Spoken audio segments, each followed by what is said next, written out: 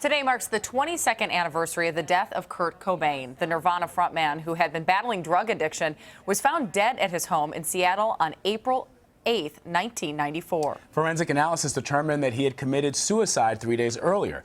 Now, whether or not you like Nirvana, there's no denying that Kurt Cobain had an enormous impact on the music scene. And here to talk about this with us is Rolling Stone contributor Joe Levy. Joe, thanks for being here. What do you remember about the day you heard the news? If it's possible to say shocked but not surprised, he had been troubled. There had been rumors. Certainly he was clearly unhappy. I knew people in Seattle who said, he's missing, we're looking for him, we don't know what to do. You heard things in the days leading up to it, and yet, terrible news, shocking news, greatly sad.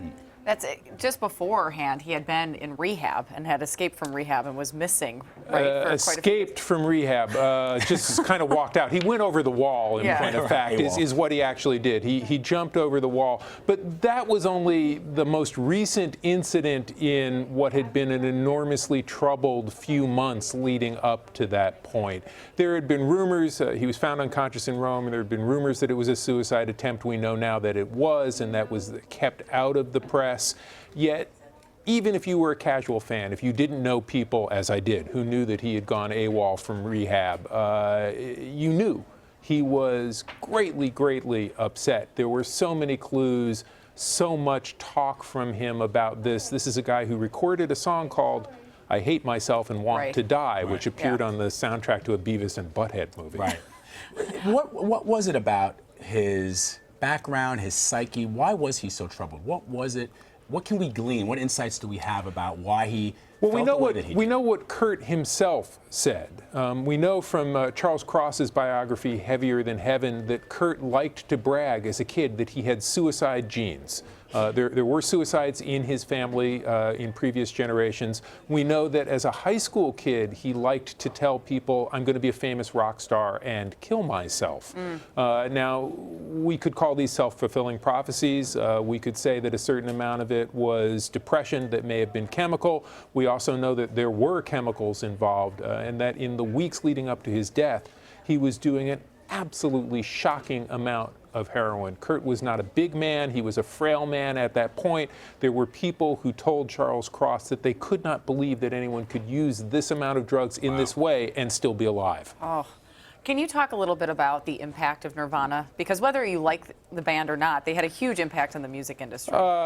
An amazing impact, musically, culturally. You know, this was a kind of music that people didn't believe could be as successful as Nirvana made it. They opened a door that so many other bands from Seattle like Soundgarden, bands like Pearl Jam, came roaring through, and it changed culture in those moments. Kids who would have been hair metal fans were suddenly punk rock fans. And punk rock is a kind of music that those of us who loved it grew up thinking was not music for the winners. It was not music for the football team.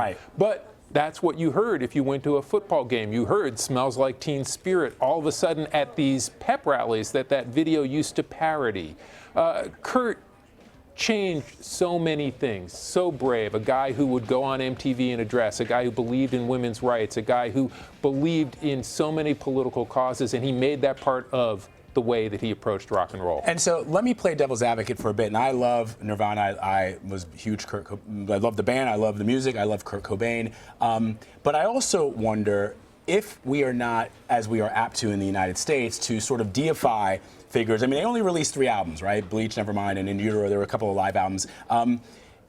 Just like Jim Morrison, just like Janis Joplin, these people that they become these massive icons. And when you look at the body of work, it wasn't as up to snuff as we sometimes like to think. For example, The Doors, 7 albums, I think, 7 or 8 albums, and there are a couple good albums there, but not everything was amazing. Yet Jim Morrison lives on. Is it the same with Kurt Cobain? No, it's not. Oh, good. Go. Fight. I can't wait. You're absolutely right. The Doors made some great music. They played lots of great music live, and unfortunately, Jim Morrison's decline is documented on record. He began to lose interest. He began to lose his abilities. Kurt was at the peak of his abilities. Every record was better than the last, and the difference between, say, the lyric writing in Utero and the previous album, Nevermind, is absolutely phenomenal. To think about what he could do, all you need to do is listen to one of those live albums, MTV Unplugged live in New York, to see what he could do with this music, where he might have taken it. He was saying at the time, very interested in REM, Automatic for the People, a different kind of sound. He had so much more left to do if he had not, like Janis Joplin, like Jim Morrison, become part of that 28 club. Right. People who died at 28, beset by the problems that their fame brought them. I do want to ask, though, how does Nirvana and Kurt Cobain kind of still influence music today, or where do we hear it today? What an interesting question, and in so many ways. One of the most fascinating things about Cobain is the way that he has become a touchstone in the hip-hop community. Yeah. You can hear him sampled, that melody used in a Jay-Z song. There's a rapper who calls himself Black Cobain, because Kurt represents struggle and terror and triumphing over that, giving into it, you know, an ongoing kind of pain. So there's a kind of influence that you would not have predicted. But every time you go to a rock club now and you see somebody play guitar a little bit too loud, you're seeing a kid whose existence is predicated on the fact that 25 years ago, Nirvana made a breakthrough album so that 20-year-old kids now can play guitar too loud in clubs in Williamsburg. Yeah, you know, Joe, it's exactly. I think you hit the nail on the head when you said that. You and I have talked about this being punk fans and that being a music that not only our parents didn't like us listening to, but neither did the kids that we went to high school with, unless you were hanging out in the smoking lounge, right?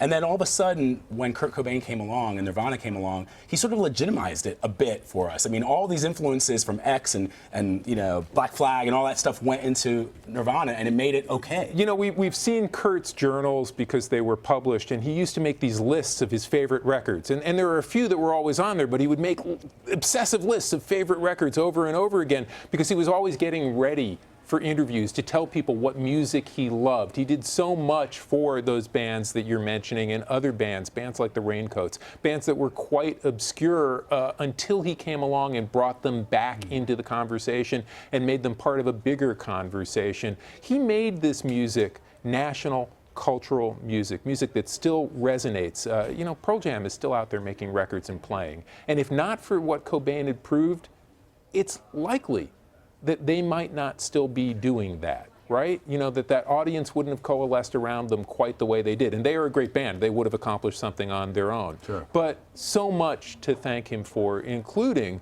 what he did as a cheerleader for the music he loved. Joe Levy, thank you so much. Really, really great memories. Thank you. Good to be here.